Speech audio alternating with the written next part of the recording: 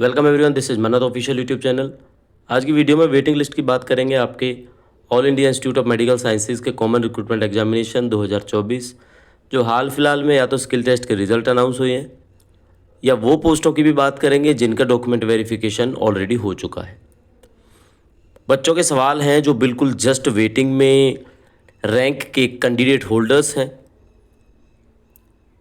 उन कैंडिडेट्स के मन में ये सवाल ज़रूर रहेगा कि वेटिंग लिस्ट जनरेट होगी या नहीं होगी। तो ये वीडियो आपके जो रिसेंटली रिजल्ट अनाउंस हुए हैं, कौन कौन सी पोस्टों के रिजल्ट अनाउंस हुए हैं, जिसमें आपका एक तो कैटेगरी ग्रुप कोड 2 है जिसमें डब्ल्यू और असिस्टेंट का है, 3 में आपका LDC, UDC, junior administrative assistant, ये वाली पोस्टें हैं जा 2, 3। एक आपका 64 नंबर पोस्ट कोड है, एक आपका 39 पोस्ट कोड है। और रिसेंटली जो रिजल्ट अनाउंस हुए हमने आपको वीडियो के माध्यम से बताया, इनमें क्या वेटिंग जनरेट होगी नहीं होगी। छोटी सी वीडियो है, बेसिक सा कॉन्सेप्ट है जो आपको समझाना है। तो स्टार्ट करते हैं इसको। तो देखो क्या है, कॉमन रिक्रूटमेंट एग्जामिनेशन में जब ये 2023 के अंदर आपका आया तो ऐसा कोई प्रोविजन नहीं था, आज तक भी कोई वेटिंग लिस्ट जनरेट नहीं हुई। ठीक है, अब ये आपका दूसरा है 2024। तो इस बार क्या हुआ, इस बार एक लाइन मेंशन थी जिसमें 50% चांसेस थे कि वेटिंग लिस्ट जनरेट हो सकती है। होने में नो डाउट 50 से ज़्यादा भी आप कह सकते हो कि 75% चांसेस इस बार थे कि वेटिंग लिस्ट जनरेट होने वाली है। कैसे थे वो चांसेस, वो आपको क्लियर कर देते हैं कि इस बार एक चीज़ मेंशन थी आपके एडवर्टाइजमेंट में, ये लाइन मेंशन थी जिसमें लिखा हुआ था कि इंस्टीट्यूट वाइज वेटिंग लिस्ट जारी हो सकती है अगर इंस्टीट्यूट चाहे तो। यानी कि एम्स सीआरई ये किसने कंडक्ट करवाया 2024? ये आपका न्यू दिल्ली ने कंडक्ट करवाया। कौन से एम्स ने करवाया? न्यू दिल्ली एम्स ने करवाया। अब इन्होंने साफ साफ इस बात से इनकार कर दिया, मना कर दिया कि वेटिंग लिस्ट के बारे में हमें फॉलो मत करना, क्योंकि हम केवल एक लिस्ट प्रोविजनल बना के देंगे जो सब्जेक्ट टू डॉक्यूमेंट वेरिफिकेशन होगा। इंस्टीट्यूट लायबल होगा उस चीज़ के लिए कि किन बच्चों के डॉक्यूमेंट्स में इशू है, नहीं है, किसको ज्वाइन कराना है, किसको ज्वाइन नहीं कराना है। तो इस पॉइंट पे एक क्लॉज दिया हुआ था, उसमें मेंशन था।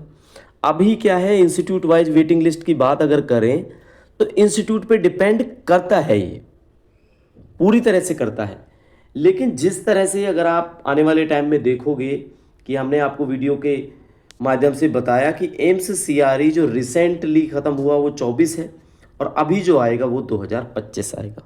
तो अगर ये अगस्त सितंबर के हिसाब से आया, वैसे अगस्त सितंबर में ही आएगा आपका एमसीआरई 2025, तो वेटिंग लिस्ट जनरेट होने के चांसेस केवल 1% रह जाते हैं।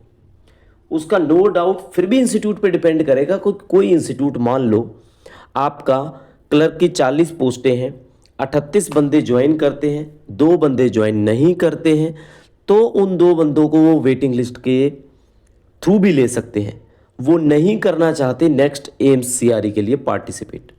लेकिन पॉसिबिलिटी 99% यहाँ पे आपकी क्या रहने वाली है, जब नेक्स्ट एम्स सीआरई 1 महीने बाद आपको देखने को मिलने वाला है, तो क्यों वेटिंग लिस्ट जनरेट करेंगे? उससे एक तो इंस्टीट्यूट का बेनिफिट है। क्या बेनिफिट है इंस्टीट्यूट का? दोबारा से फॉर्म भरे जाएंगे, दोबारा से रेवेन्यू जनरेट होएगा। दूसरा क्या पर्पज है? दूसरा पर्पज है जो आज तक एम्स खुद की दिल्ली की भी पॉलिसी रही है, उन्होंने कभी वेटिंग लिस्ट जारी नहीं की, तो वो इस बार भी ये पॉलिसी बनी रहेगी कि वो वेटिंग लिस्ट जारी नहीं करेंगे। ठीक है, बट इस बार एक थोड़ी सी लायबिलिटी दी गई थी, उसमें चांस थे अगर आपका एम्स दिसंबर तक आता सीआरई तो पॉसिबिलिटी थी कि वेटिंग लिस्ट आपकी 100% आती। ठीक है बच्चों, तो ये देखो, हताश करने वाली बात हम अपने चैनल के माध्यम से नहीं कर रहे हैं। हमारा ये पर्पज नहीं है कि आप वेटिंग लिस्ट जनरेट नहीं होगी। जो सच्चाई है वो यही है। इसीलिए नेक्स्ट एमसीआरई के लिए और भी एग्जामिनेशंस हैं आपके।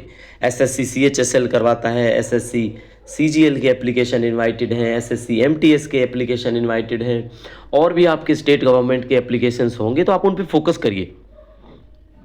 अगर आपने एम्स सीआरई पर फोकस करना है तो इस एम्स सीआरई के अंदर मन्नत ऑफिशियल यूट्यूब चैनल पर प्लेटफॉर्म होगा जो आपको information time to time provide कराएगा। और अगर आपने असिस्टेंट या AA इन पोस्टों की प्रिपरेशन करनी है तो ये प्लेटफॉर्म आपके लिए बेस्ट साबित हो सकता है। तो नई इन्फॉर्मेटिव वीडियो के साथ मिलेंगे। जिसमें बात करेंगे कि इन बच्चों का जिनका सिलेक्शन हुआ है उनके डॉक्यूमेंट वेरिफिकेशंस में कौन कौन से डॉक्यूमेंट्स हैं जो मैंडेटरी हैं। EWS, OBC, physically disability certificate, ex serviceman certificate की क्रूशियल डेट क्या होनी चाहिए, सर्टिफिकेट पुराना चलेगा नहीं चलेगा, इस टॉपिक पे बात करेंगे छोटी सी वीडियो में। तो इन्फॉर्मेटिव वीडियोस के लिए आप हमें टेलीग्राम और यूट्यूब दोनों पर सब्सक्राइब कर सकते हैं। तो साथियों मिलेंगे नई इन्फॉर्मेटिव वीडियो के साथ, तब तक के लिए थैंक यू।